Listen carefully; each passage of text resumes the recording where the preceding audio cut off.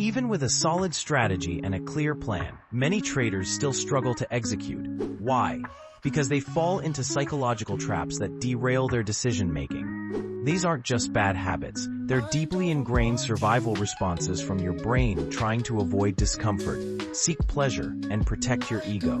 As Warren Buffett once said, the market is a device for transferring money from the impatient to the patient. Let's explore the most common mental traps and how to overcome them.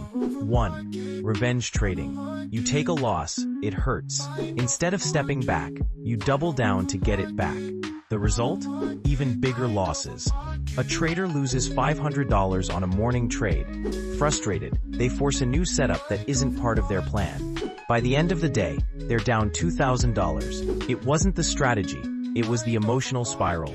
Have a maximum daily loss rule. Walk away when it's hit. Build discipline through ritual, journaling, breathing, or literally closing the platform when emotions run high. 2. FOMO, fear of missing out. You see a trade running without you.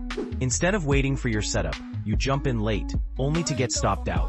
Classic FOMO. From the words of Jesse Livermore, the desire for constant action, irrespective of underlying conditions, is responsible for many losses in Wall Street. Reframe your mindset. Missing a bad trade is a win. Focus on consistency, not excitement.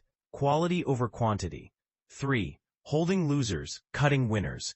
This is driven by loss aversion. The pain of loss feels worse than the joy of gains. So, traders let losers run in the hope they'll turn around, and they take profits early to feel good.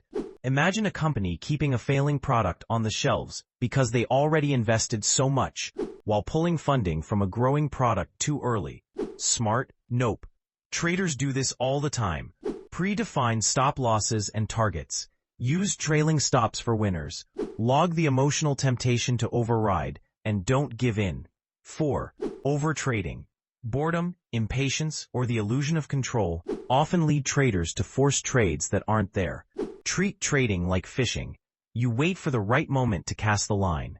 No setup, no trade. Track how many trades are truly part of your plan versus emotional responses. 5. Anchoring to past trades. You get biased based on the last trade, whether it was a win or a loss. This clouds judgment for the next one. Reset your mind before every session. Each trade is independent. Use routines, visualization, meditation, a review checklist to stay grounded. Every trader faces these traps. The difference is that successful traders learn to notice them and act deliberately instead of reactively. By building emotional distance, setting guardrails, and practicing self-awareness, you create space between your impulses and your actions, and that space is where great trading lives. Amateurs react, professionals prepare.